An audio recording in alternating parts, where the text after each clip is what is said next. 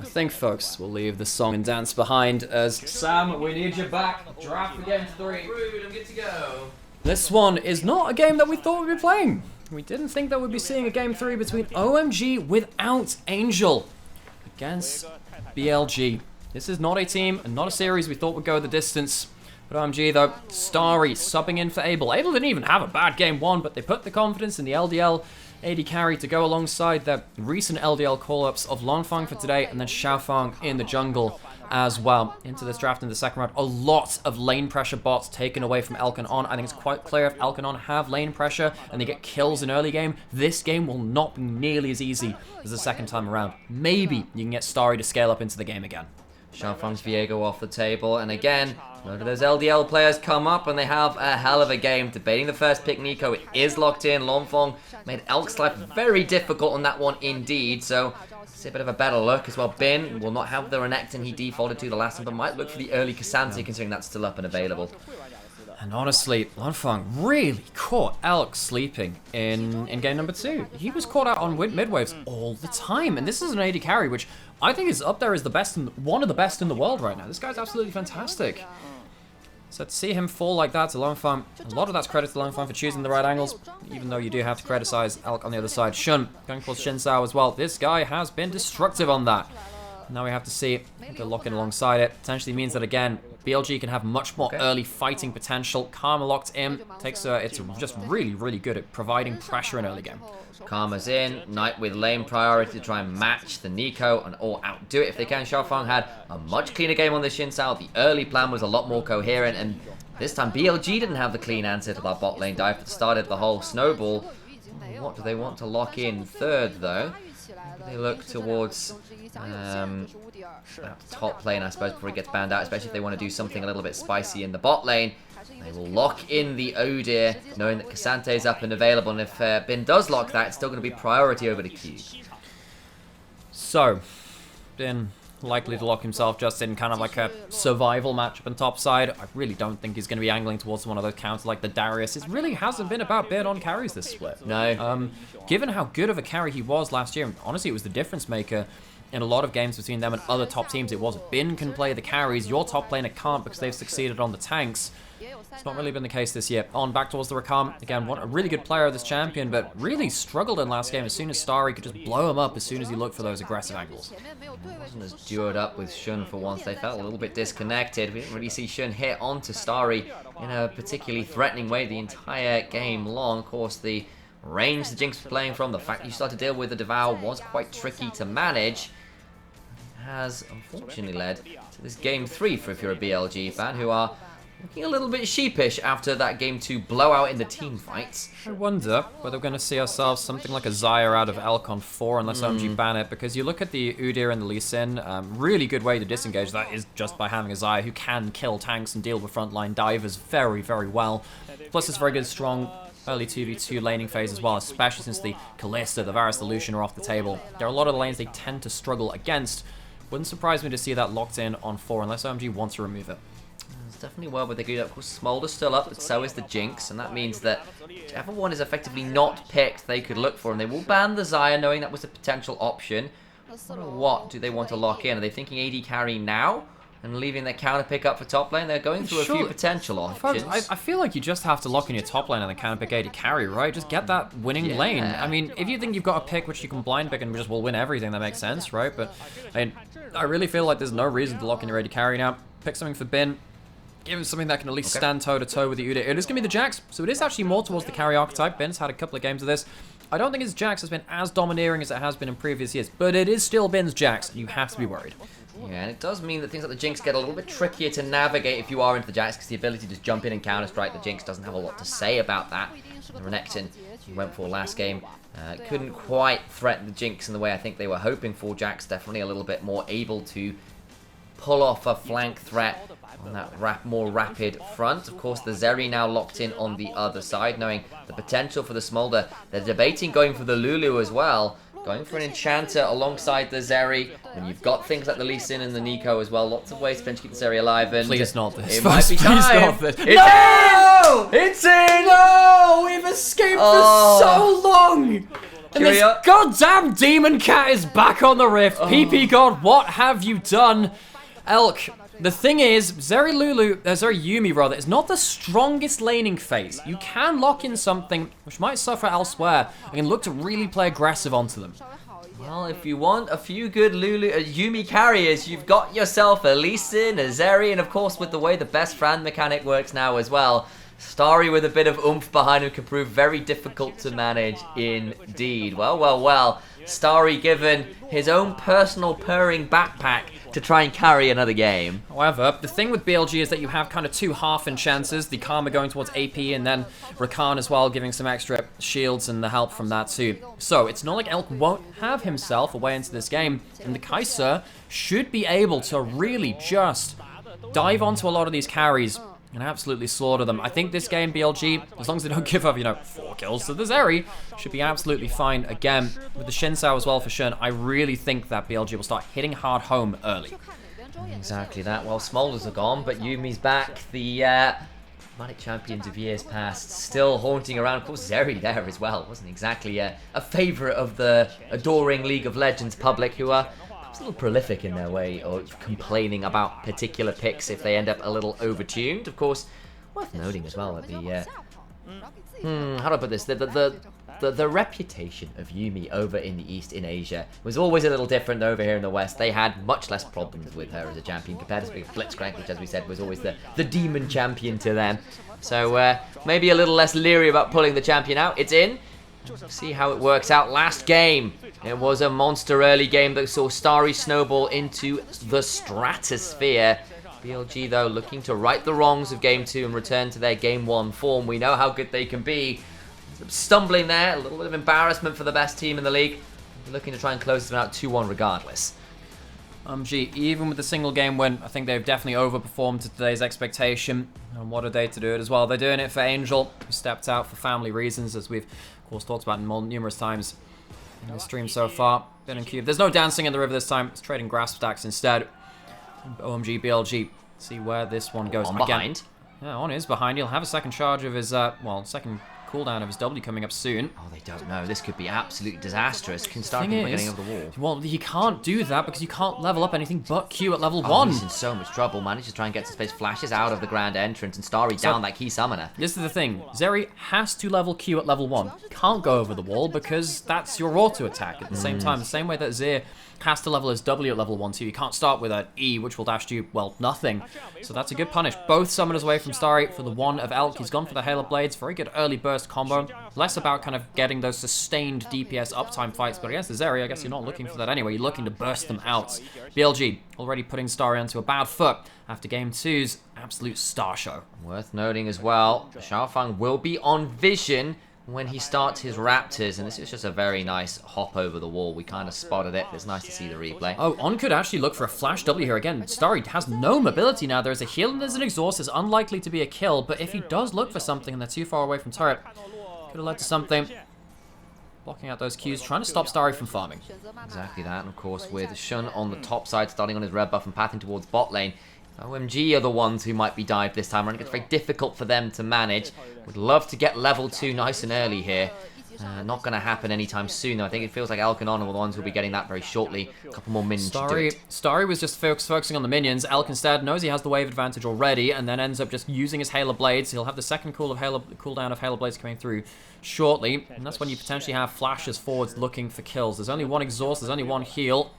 Can potentially be a kill threat, or at least real lane pressure achieved. Prowling projectile, obviously a lot more awkward to control this time around. One of the nerfs that came on through. Yes, it's still a powerful ability, but it's less continually maneuverable as the spell goes on. So got a little wide there as On still dancing around, and it's just a trading of wave push right here in the top side. Not that much to write home about. Though Ben does eat a bit of damage from the Windborn Storm. He does not have his counter strike up at that point, so Cube goes forwards and gets some decent work down there. Ben would love to get himself we saw some stats crop up at the bottom as well. Ben's so fantastic at this champion over the history, even though he's not necessarily had the best run of it this year. Worth noting as well, Shun will be actually matching with Xiaofang, who reverse cleared, tried to bait out a response by starting on the Raptors, but then has gone to his blue side and come down towards his bot. Might be a little late, though. That's the thing. He's going to be late. He won't have red buff right now. He can smite it away if he thinks there's a real risk of it. He can do it right now, but is it too late? Gonna try and go on in. There's gonna get some decent body block, but it's just not enough. The exhaust comes on through. Shun flashing away. Will likely die. Does not quite die yet. The shields from the E from Rakan does a fair amount of work. Battle dancing to safety. Xiaofang gets another, and now Elk in danger as well. Doesn't have enough room to run. Trying to get something back. A flash for the Cathian Rain. Gets one more, but it's still 3 kills to Lee Sin. 3 for 2 in the grand scheme of things. It's 3 to the Lee Sin, and once again, BLG mess up early game in bot side. This is really giving us some shades of what happened last time, but the problem is it's not the goal to the scaling carry. It's to the jungler. It's a lot harder for Xiaofang to use this Lee Sin in the same way that the Jinx could use that gold in the last game. How does this start? We said Lee Sin was going to be a little bit slow to the play, but he is still here. Starry comes through. The W misses. That's a big moment. Huge damage down. Yes, he was likely going to take that tower shot anyway, but still, it's an extra little bit of damage missing out from the Yuumi. And of course as well, body blocks the W as he hops off to PP God. Make sure that Xiaofang isn't cleanly traded back on. Full minion wave also playing out well there. It was always the thing with pro level Yuumi. It was just that ability to use the bop and block, that passive, and the ability to hop on and off people was so obnoxious. Can Xiaofang stop the recall? He can throw a Q and he can. So Counter-Strike up in 4. He doesn't have it right now. This is just a recall stop. This should be a kill. Could well be. Bin has got a ward to hop to potentially. They're waiting on some time. Flash away. The aggro taken. Oh, the stun! Cube gets the stun, but the aggro was dropped. It's not going to lead to anything. And a kill over to Cube, who just flares out his wings, and the Wingborne Storm does exactly what it's supposed to do. Ah, that sucks. Because he takes so long to die, it means he can't teleport back for a lot of these minions, which are now dying to the turret. It means that Bin on his Jax, which we said he's had a bit of a rougher time on recently. It's not going to have an easier time. It really just looks like Knight is the one person who is holding strong in that laning phase, at least there. But I mean, I say that actually, no, that's not completely not true. Elk massively up in farm, even though the bot lane play didn't go quite the way they wanted it to. Yeah, exactly. Lost a wave, so Starry was already down a fair amount. Should, like, even up the CS a little bit here, because he's collecting a wave or two, so probably still end up being about a 15 to 20 CS lead, so it's still solid. But I think at least some of the wave gets to be cleared in favor of the Zeri. The waves right now are matching. This isn't a crash. I think it's just like the next waves meeting up a little further on. You can see that right now. Yes, it's about exactly the same wave, so it is effectively 20-25 CS lead. It's about that point, around that. See whether Starry will have access to the next bits of farm. Zeri, of course, very good at claiming CS under turret because of the right-click Q being basically a doubled-up auto-attack. Means you can always pretty much kill these on the turrets, even though you don't have any AD. In towards top side, level 6 hits. He's in a bit of an awkward spot as well himself. He's used his ult already just before this, I'd imagine, to take the majority of Cube's HP bar, as we saw that. Again, taking some good trades. Does end up with the second activation of the Wingborne Storm hitting his face, but Shun is topside and Cube needs to be a little bit wary. He's going to put down a wall, but will unlikely run into the Xin Zhao. It's Secret Service. Xin Zhao trying to do a lot of work, does not speed his way to safety. Shun gets a kill and gets on the board for BLG on the top lane. It's such a pleasure watching players like Shun and Kanavi play out the Xin Zhao, who has been really, really dominant in the LPL at getting early 3v3s and 2v2s across the map. Bin just clips the wave, slightly trims it. Q can't get to that wave in time to push it in. It will slow push back towards him. Xiaofang's going to get himself the grubs as it starts right now, as Elk is left alone in bot side, but still trading back very well. So I think that Q missing probably cost him. Prowling projectile and wide on as well. Rest of those grubs going to be taken away. These are the first spawns, so second spawn will come through fairly soon after this point too. Good amount of XP to Xiaofang, 3-1-1. Even then though, I mean, Shun's starting to match out to that certain extent as well. And Elk has level 6, needs to be careful here if you don't. If you get cancelled by that W, there's a real chance that Elk just flies forward for a kill. He doesn't have himself a flash, but still, Kai'Sa very, very mobile. You can see that blocking out the cannon, so Starry doesn't even get that one. That's really annoying. The W lands in. They go exactly what you talked about. Flash away from Starry, and there's an exhaust down onto Elk. So the summon has popped. Ghost on Elk, Ignite on Arm, but it's still a win in favor of BLG. Well, they're out of lane before they can hit level 6. Really well played from On to get the CC, so Elk could get the guaranteed W. Uses the W, then the ult mid-W cast to make sure that it is fired at point blank into Zeri's face. Not going to be easy for him to come out of this laning phase again now. And that CS lead we said was going to be, even up with some waves, XYZ. It's going to get worse now. Yep. So we'll see how that goes. Here we go, as Shun does have a little bit of support from Knight, who had the wave shove onto the mid lane. It's again a bit of a lead for Knight here, who using the Karma to be as obnoxious as they can. Managed to get about a 10 or so CS lead. Another big wave being dropped turret here. Starry should be able to pick up most of it, but that's still another big discrepancy. Now more towards that 25 mark from where it was. Yeah, again, it's just forcing Star and PP God away from XP, away from some of those minions. It just keeps them permanently behind. The thing about Kai'Sa Rakan is that they can always force on you if you make a mistake. You don't have a cleanse, you don't have a gold from the Chaos. On has level 6, there is every chance that another play comes through. Finn takes a bit of a chunk up there on the top side, and that is still going to be a little bit annoying for the top laner of BLG, who, having given over a kill, still not in the easiest space there. We'll try and throw down the tether. Some autos back from Longfong. There's not too much to be seen. And the other thing is actually after the early dive from Bosso, Xiaofang has been a little bit absent. He's finally picked up the Sundered Sky, so alongside the free ass boots from his runes, so going to be roaming straight towards this bot lane, see whether he can make some action happen with the level 6 available. Really waiting to see what happens when Knight and Longfong end up hitting level 6 as well. That'll be a big moment for them.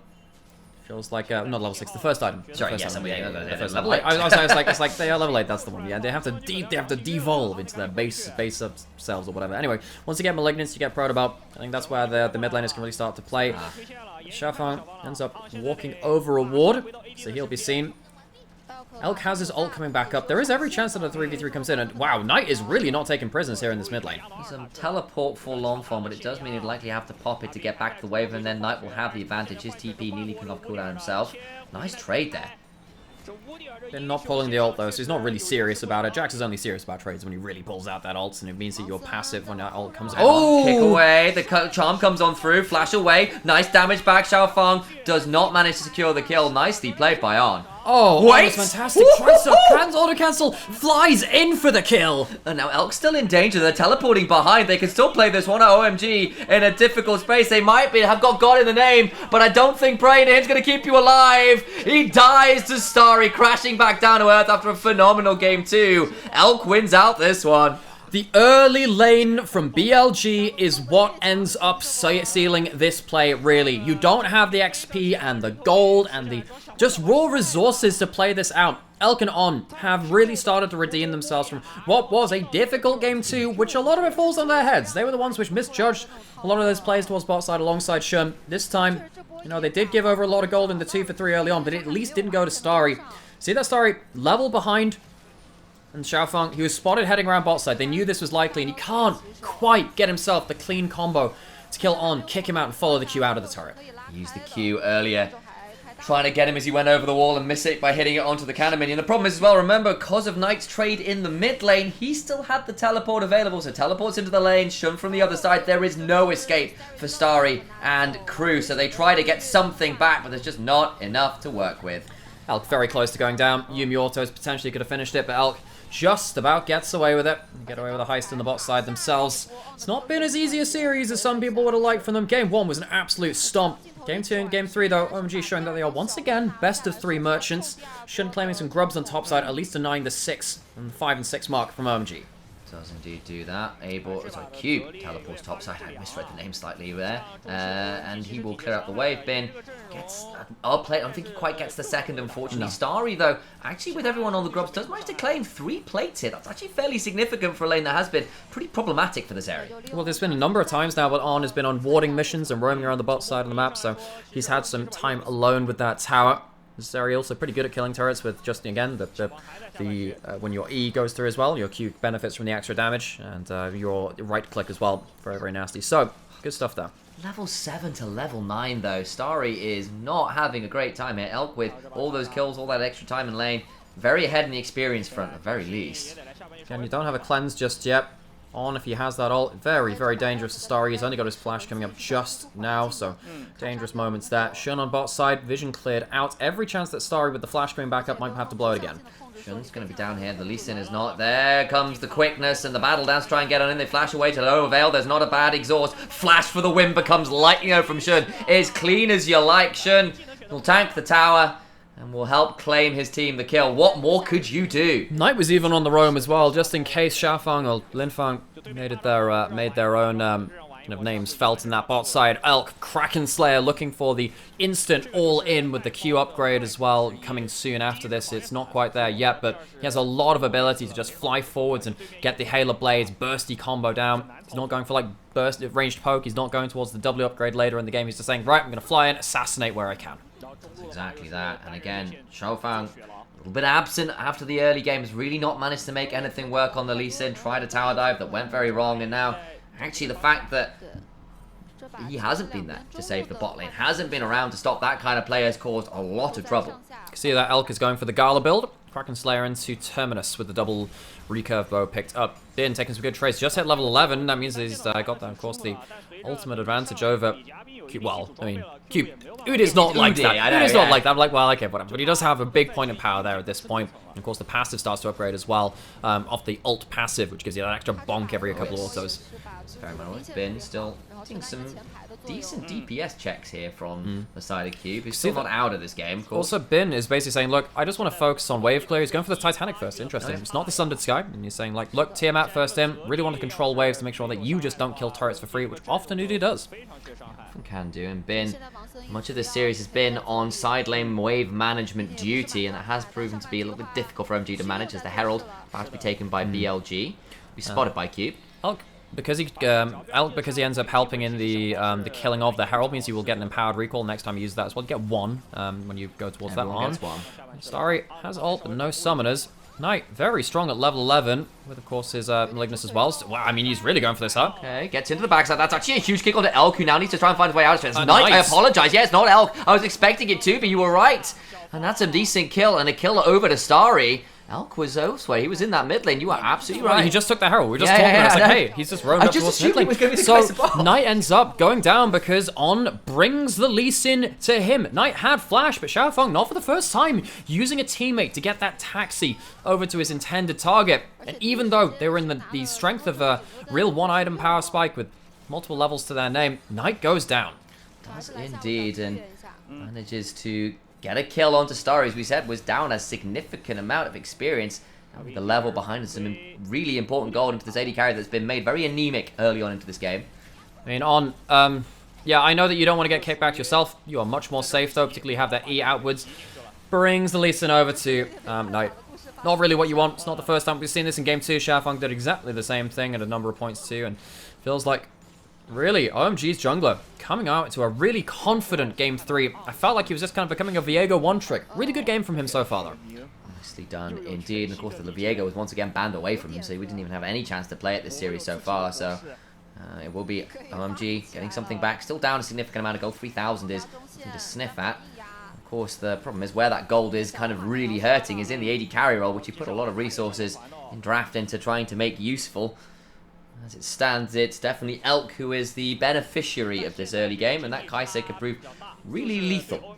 Bin with those grubs which were claimed by Shun and Elk earlier. Well, no, but from Shun earlier, and then Elk, of course, with the Herald afterwards, will take himself that top lane out of turret before Cube can do so. This is the benefit of going towards that Tiamat. Bin understands this champion pretty well, folks. Titanic Hydra gives him a lot of beef stats, but also gives him wave clear instantly. So he's now wrapping behind mid lane. Chance of him potentially, he's just been seen on the blast cone, or rather just used one. Herald summoned in mid lane.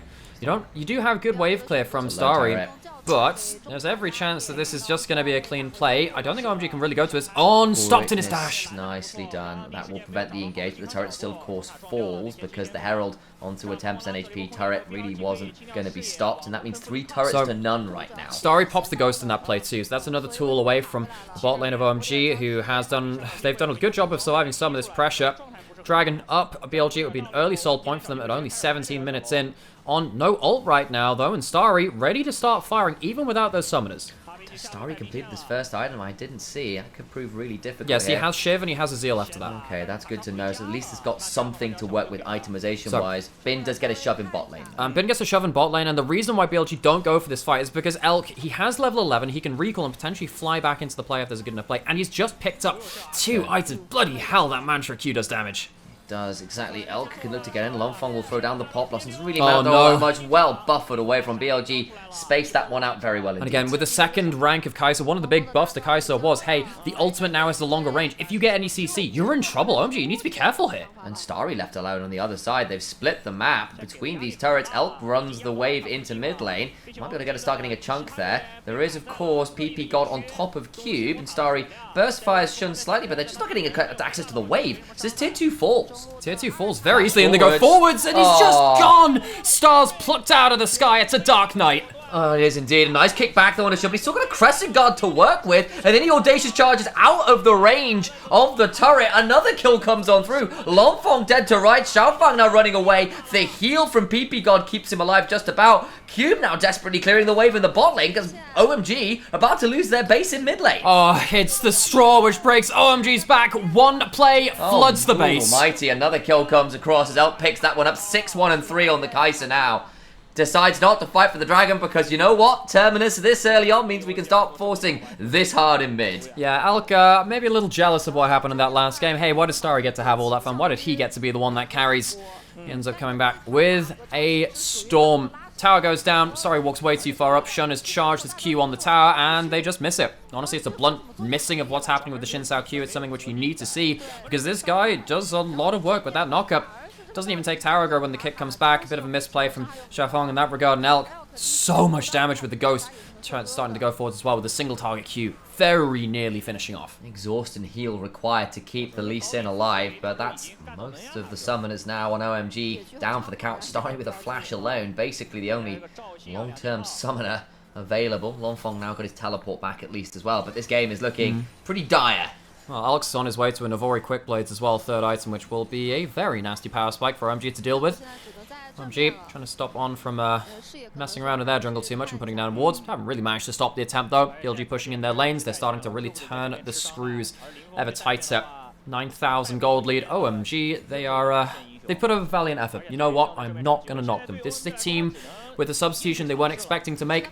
Even with the bot lane changes as well midway through the series. Now they're looking for a fight. Not willing to go quietly. That's actually not a bad blast going to pull people away. I just don't know how valuable it is because it's not got DPS onto either On or Shun, who now pulls the quickness. And down goes Xiaofang for his temerity in going forwards. Now On forces Starry to start shifting over the wall.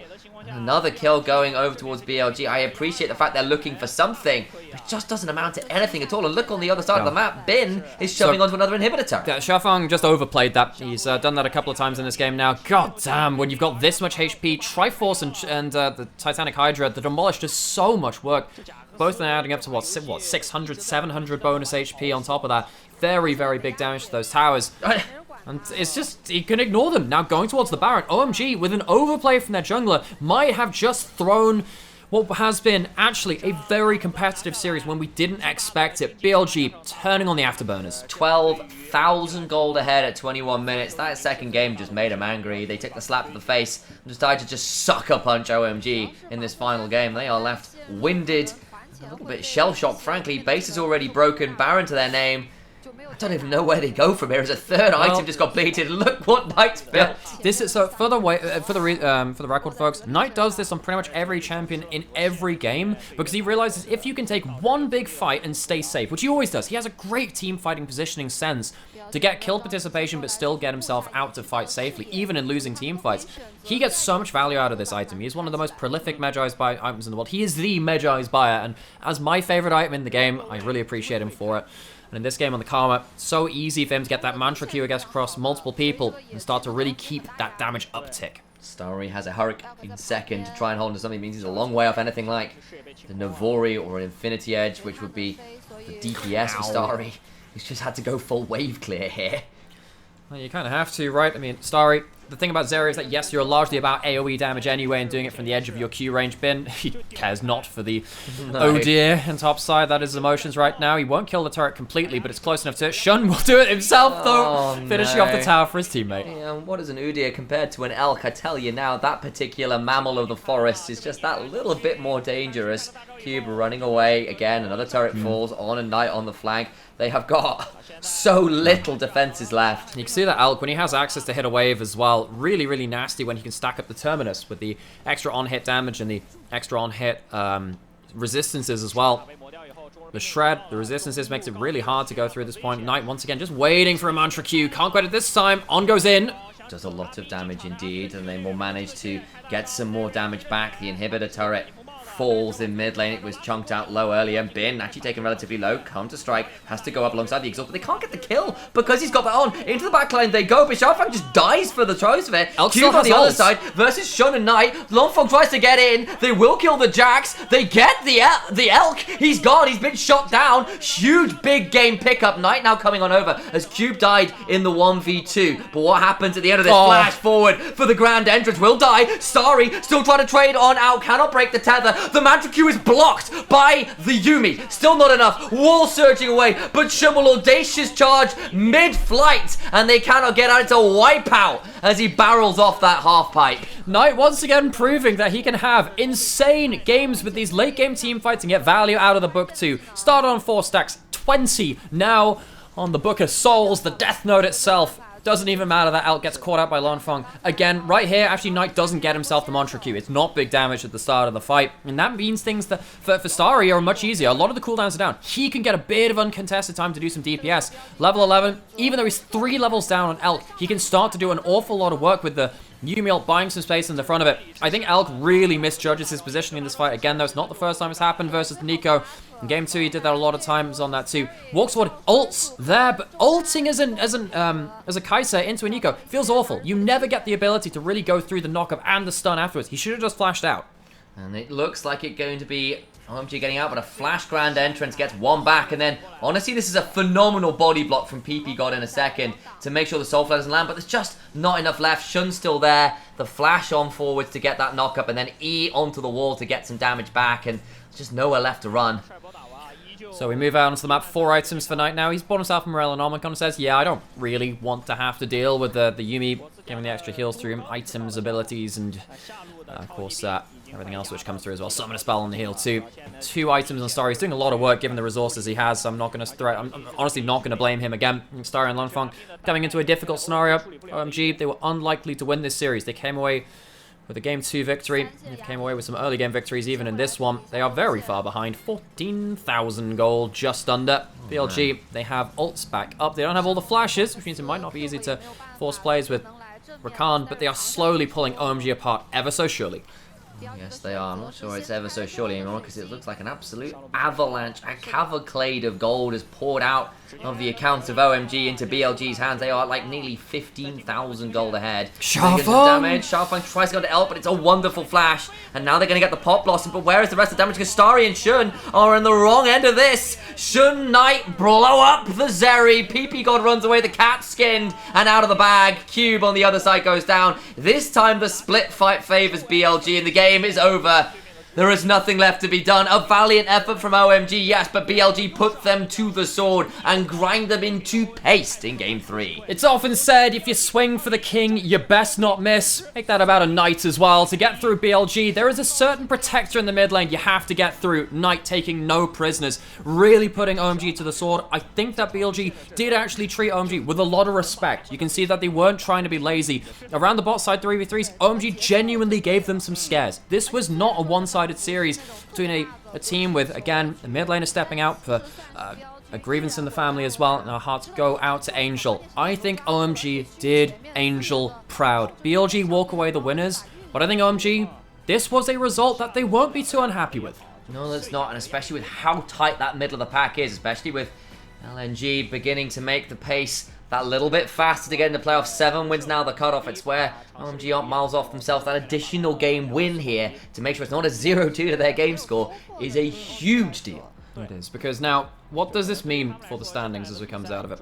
Sean will come into our face. I'll put them up on screen anyway as they come around here. So, as it stands, Anyone's Legend, I believe they now drop down to 7 and 8 with a -4 scoreline in terms of the game's score. Just above them now is OMG at 7 and 8, same series score, but they are only on -1. So they have a 3-game advantage over Anyone's Legend. Even if they don't win another game, it is very unlikely now that OMG will drop below Anyone's Legends in the playoffs race. They're actually in a pretty good spot. Unless AL can pick up some big wins, even in individual games, it feels like they're going to have to pull uphill now against OMG. Oh, that's a rough one, but at least they get something, as you said, and like against such an incredible like set of circumstances that make it so very, very difficult to pull off, and they do get that one. At least that game 2, and what a game 2 it was. Very exciting indeed. Thank you all for joining us. It's been a good fun day. Okay, and obviously, I'm Nymaera. This is Initialise. He's going to go stream now. You get that done. I'm going to go noodle on a guitar until you get that ready. That's fine. And folks, on YouTube, we will see you around. Thank you very much for supporting us on there. And then on Twitch, you will be able to, I don't know, stick around until Sam does his Final Fantasy playing, I guess.